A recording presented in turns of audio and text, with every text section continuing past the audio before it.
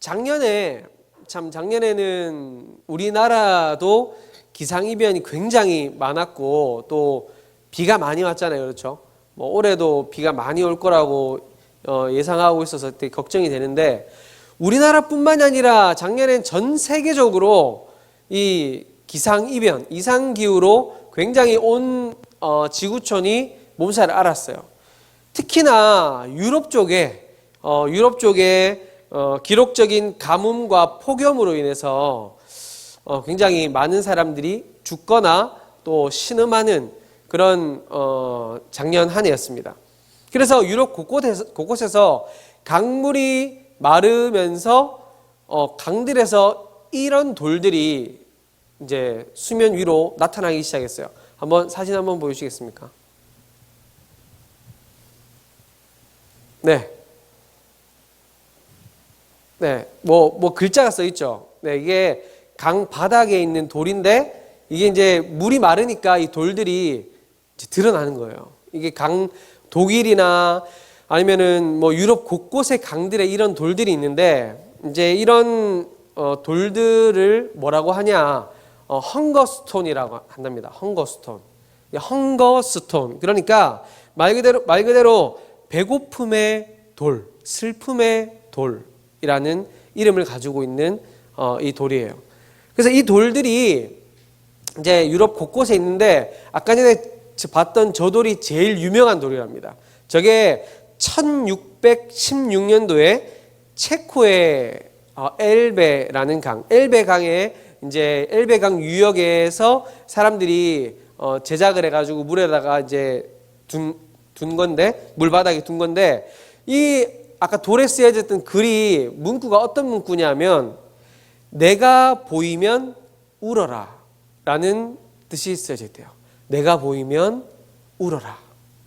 그게 무슨 의미겠습니까?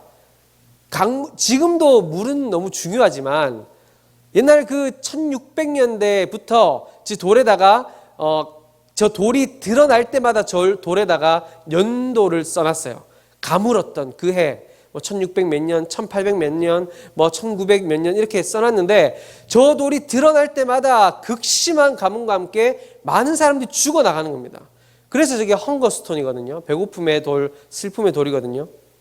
그래서 저 사람들이 저 돌을 왜 저 강바닥에다가 글을 써가지고 저렇게 강바닥마다 뒀을까요? 무엇을 기억하기 위해서 뒀을까요? 이 돌이 드러나면 큰일 난다.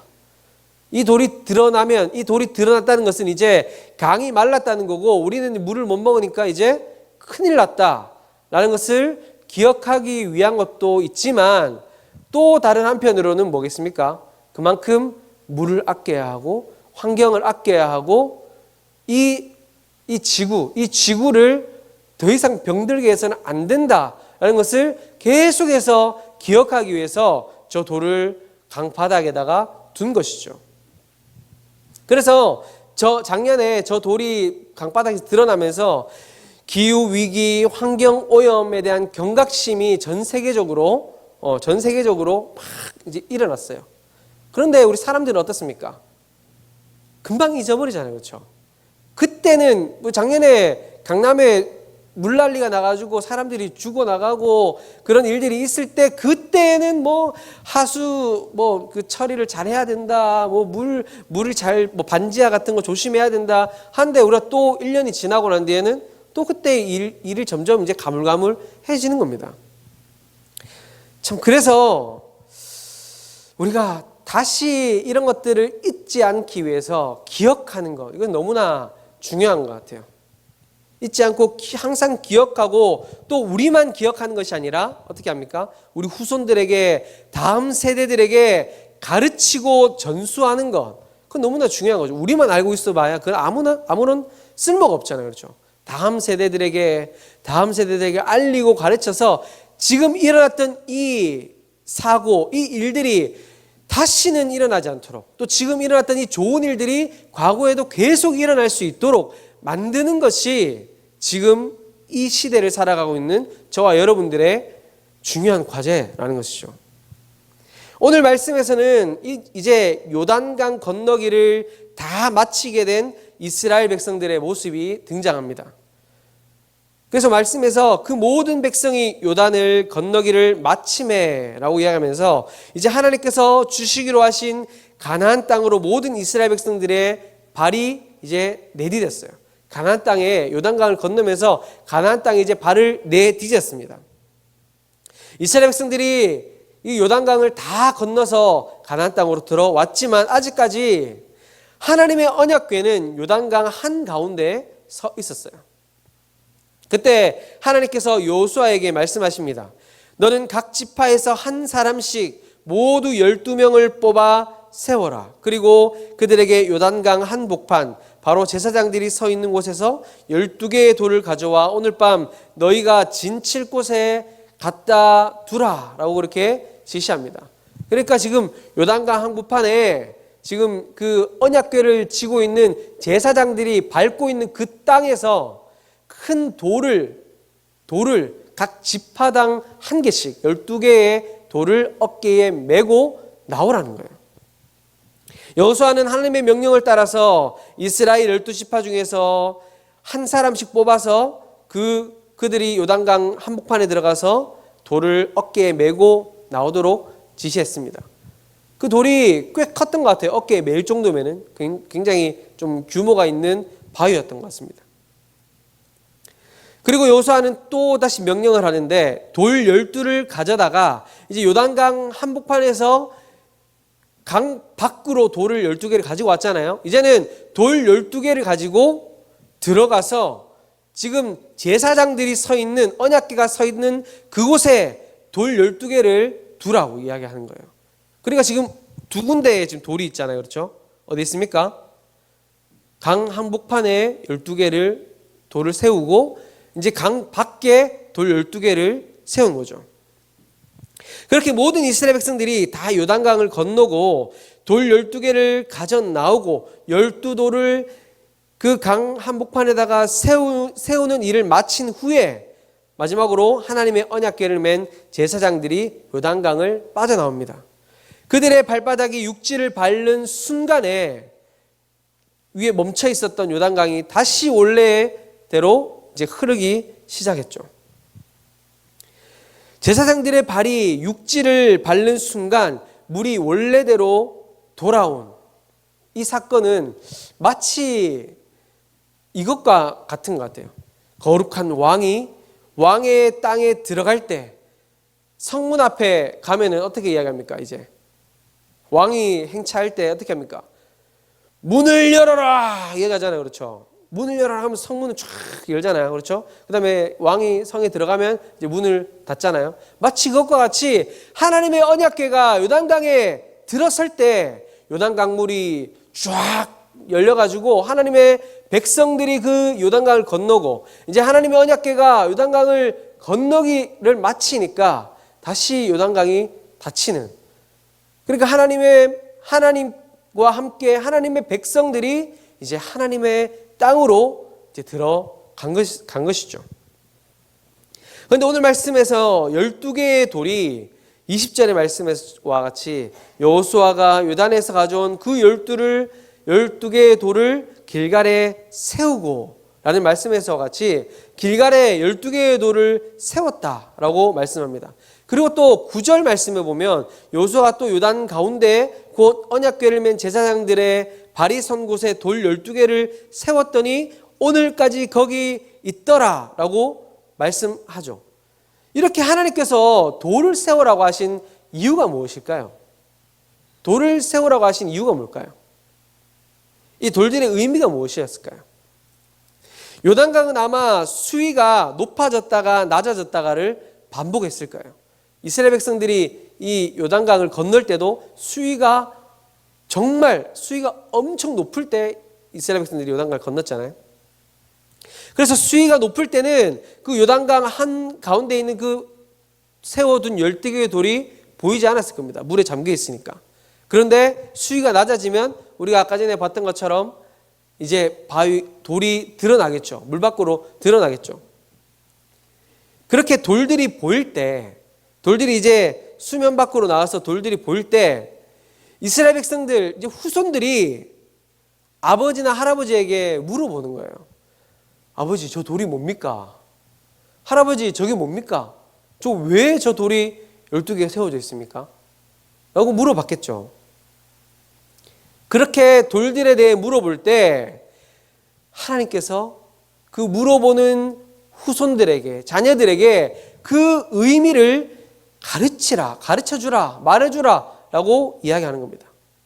여호와의 언약궤가 요단강을 건널 때 요단물이 끊어졌다. 마치 홍해를 마른 땅같이 건너게 하신 것처럼 이스라엘 백성들이 마른 땅을 밟고 요단강을 건넜다 라고 후손들에게 가르쳐 주라는 거예요. 하나님께서 하신 위대하신 일들을 이스라엘 자손 대대로 기억하고 후손들에게 전하기를 원하신 겁니다. 너희만 그것을 경험하고 기억하고 끝나는 것이 아니라 너희 후손들에게 계속해서 가르치고 기억하게 하라 라고 하는 것이 지금 요단강을 건넌 세대들에게 하나님께서 주신 사명이라는 거예요. 그 요단강을 건넌 이 세대들은 아우 좋다 요단강을 건너왔네, 아우 좋아라, 이제는 이 여리고성 이제 함락하고 이 가나안 땅 이제 차지하면 되지. 그냥 우리만 좋고 끝나는 것이 아니라 후손들에게 계속해서 기억하고 가르쳐야 할 그런 사명이 있었다는 겁니다. 하나님께서는 우리들이 하나님의 위대하심과 크심, 우리들의 삶에 이루신 일들을 항상 기억하기 원하십니다. 그렇죠? 우리 사람들도 그렇잖아요. 어때요? 우리가 선물 같은 거 주변 사람들에게 선물하고 나면 우리가 마음의 내심 어떤 게 느껴집니까? 받고 싶잖아요. 우리도. 예. 저만 그렇습니까? 다들 선물 받아보신 게 오래되셨죠? 네. 선물 받거나 내가 뭔가 이렇게 선의를 베풀면 나도 받고 싶잖아요. 내가 해준 걸 기억해 주길 원하잖아요. 그렇죠? 그래서 하나님께서도 마찬가지인 거죠. 구약에서 기억하라 라는 말이 여러 번 등장합니다. 구약에 보면 너는 기억하라, 내가 애굽 땅에서 종이 되었더니 내 하나님 여호와가 강한 손과 편팔로 거기서 너를 인도하여 내었나니 내 하나님 여호와께서 너를 인도하여 내실 때에 내가 본 큰 시험과 이적과 기사와 강한 손과 편팔을 기억하라. 내 하나님 여호와께서 이 40년 동안에 내가 이 광야길을 걷게 하신 것을 기억하라. 너는 광야에서 내 하나님 여호와를 경노하게 하던 일을 잊지 말고 기억하라. 계속해서 하나님께서 이스라엘 백성들에게 말씀하신 것은 기억하라, 기억하라, 잊지 마라, 기억하라. 그게 하나님께서 이스라엘 백성들에게 하신 말씀이에요. 우리들은 우리들의 삶에서 항상 우리를 인도해 주시고 우리와 함께 해 주시고 우리 삶을 통해 이루신 하나님의 크신 일들을 항상 떠올리고 기억해야 됩니다. 그리고 가장 중요하게 기억해야 하는 것은 우리를 멸망과 죽음으로부터 해방시켜 주신, 구원해 주신 그 하나님의 크신 은혜, 주님의 사랑을 우리 항상 기억하고 잊지 말아야 하는 것이죠. 우리가 하나님을 기억하지 않는 순간 어떻게 될까요? 우리가 하나님의 그 은혜를 기억하지 않는 순간, 하나님의 그 크신 은혜를 잊어버리는 순간 우리는 어떻게 될까요? 자연스럽게 하나님께 대한 감사를 잊어버리게 되겠죠. 하나님께서 지금까지 나와 함께 동행해 주심을 기억하지 않는다면 힘들고 어려운 일들을 마주할 때 우리는 두려움에 빠지게 됩니다. 지금까지 함께 해주셨던 하나님의 은혜를 날마다 기억할 때에 우리는 앞으로 살아갈 삶에 대한 소망이 생겨나잖아요. 하나님께서 나와 이때까지 함께 해주셨는데 그 하나님이 앞으로도 함께 해주신다. 근데 이것을 잊어버리면 당장 우리는 내일 이 발을 한 발 내딛는 것조차도 두려워요. 그렇잖아요? 지금까지 하나님께서 홍해와 요단강과 같은 인생의 모진 고난과 어려움을 극복하게 해주시고 이길 수 있는 힘을 주셨는데도 불구하고 하나님께서 이루신 일들을 기억하지 않는 순간 하나님을 보는 것이 아니라 지금 나의 처지, 내 상황, 세상의 방법들에만 눈이 돌아갈 수밖에 없는 것입니다. 그것이 우리 인간의 나약함이고 우리 죄된 모습이죠. 애굽에서 그 큰 이적과 광야에서 보여주셨던 하나님의 그 크고 위대하신 그 모습을 눈으로 보고 피부로 경험하고 입으로 먹고 마시고 경험했음에도 불구하고 이스라엘 백성들이 어떻게 됐습니까? 하나님을 멀리하고 잊어버리고 하나님을 언제 하나님께서 우리에게 먹이시고 입히셨냐고 언제 그랬냐는 듯이 그냥 잊어버리고 우상을 쫓은 그런 이스라엘 백성들의 모습을 우리가 보지 않습니까? 그런 인간의 나약함과 죄된 모습을 아시고 하나님께서는 이스라엘 백성들에게 계속해서 또 지금 우리들에게 계속해서 당부하고 계신 겁니다. 기억하라. 기억하고 가르치라. 그리고 요단강을 건너 가나안 땅에 들어와서 기념비를 세우게 하신 것 또한 이스라엘 백성들이 하나님께서 보이셨던 일을 잊어버리고 떠나지는 않을까 하는 하나님의 사랑의 마음입니다. 사랑의 마음. 너희가 이것을 보고라도 나를 잊지 말아라. 너희가 이 돌을 보고라도 이 돌 12개의 돌을 보고라도 나를 기억하고 잊지 말아라. 지금까지 너와 함께 해줬던 너희와 함께 했던 나의 그 은혜를 너희가 잊지 말아라고 하시는 하나님의 사랑인 것이죠. 그런데 우리는 잘 알잖아요. 그렇죠? 이스라엘 백성들이 가나안 땅에 들어가가지고 이제 땅 분배를 다 받고 나중에 어떻게 됩니까? 그걸 기억하고 있었던 이전 세대들은 다 떠나가고 또 우상숭배, 우상을 따라 자기 배불리는데 급급한 하나님을 떠나고 자기 배불리는데 급급한 이스라엘 백성들의 모습을 보잖아요. 우리가 사사기에서. 우리들은 나 자신이 죄인이고 나 자신이 나약한 인간이라는 사실을 우리는 항상 잊지 말고 기억해야 됩니다.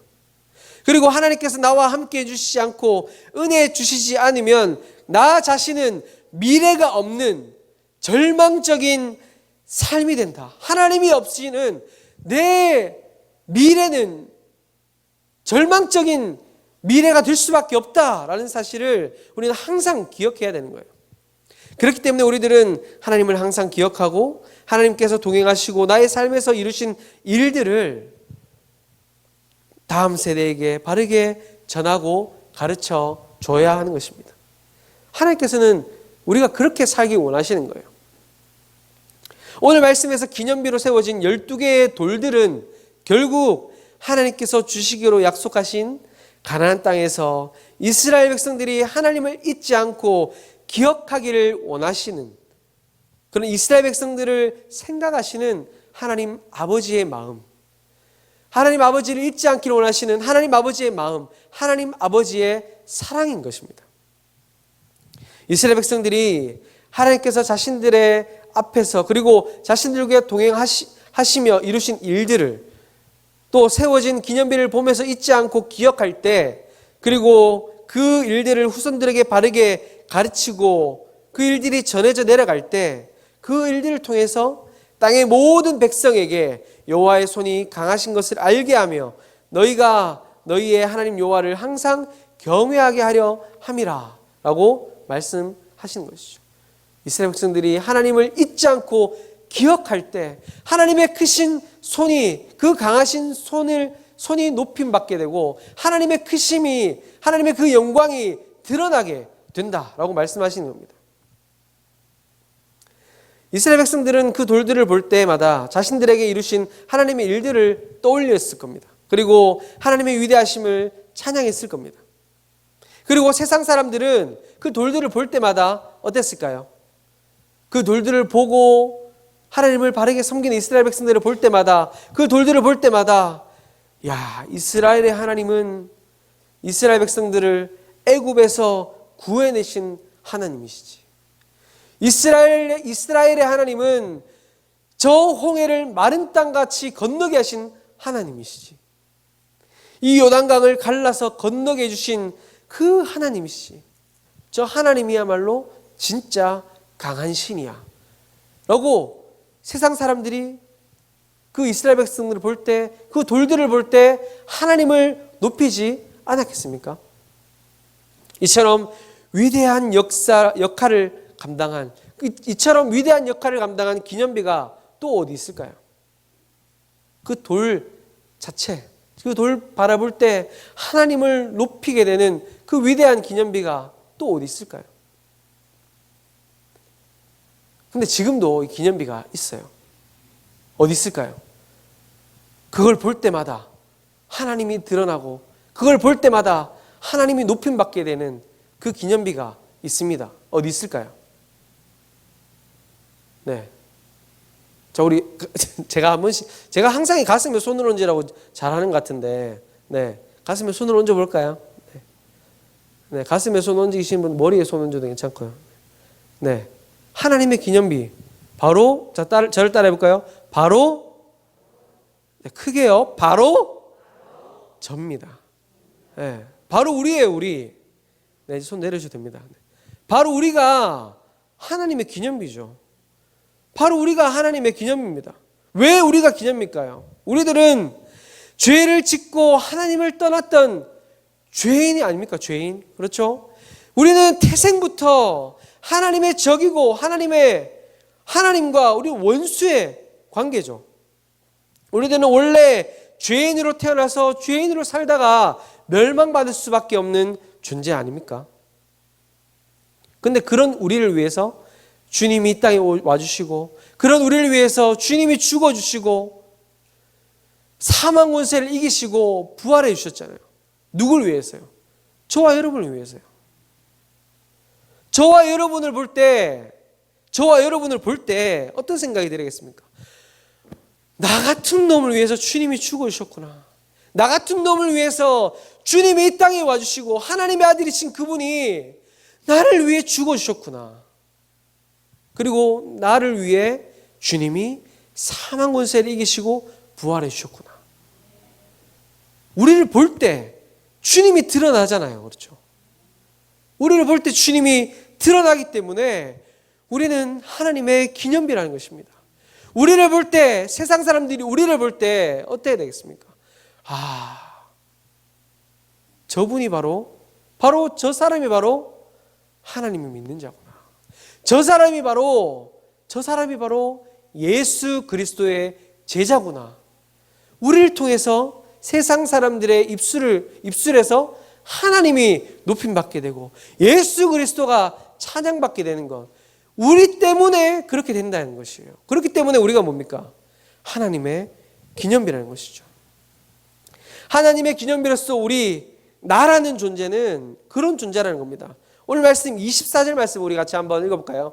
24절 말씀 같이 한번 읽어보겠습니다. 시작.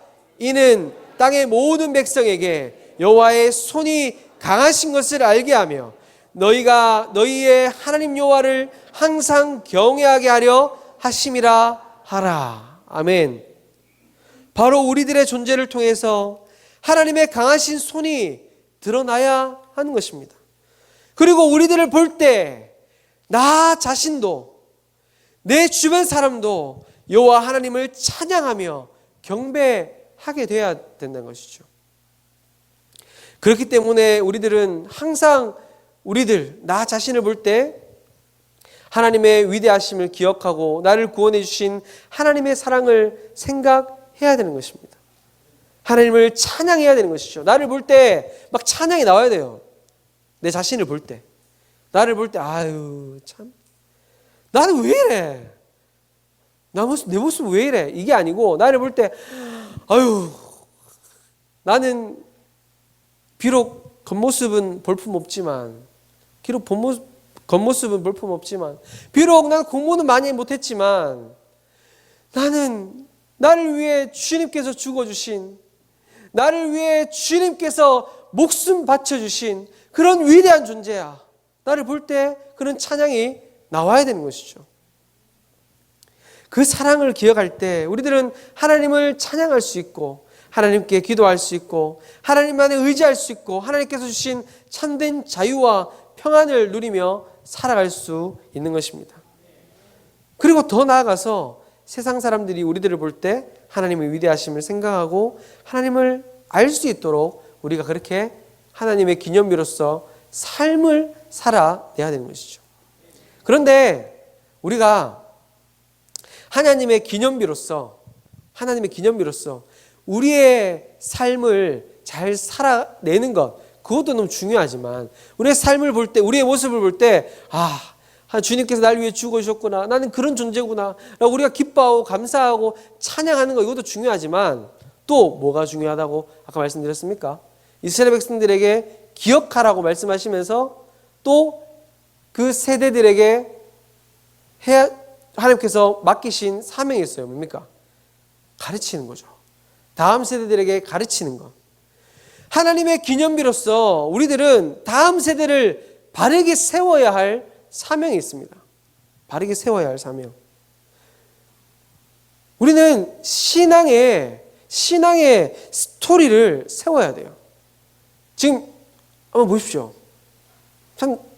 참 여기 계신 저와 여러분들 너무나 감사하지만 참 안타까운 부분도 있어요. 아쉬운 부분도 있어요. 그건 뭐냐 하면 우리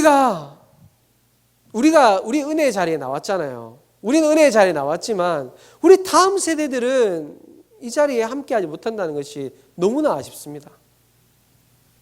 자녀들과 함께 온 가족이 3대가 함께 손을 잡고 월삭기도에 나온다면,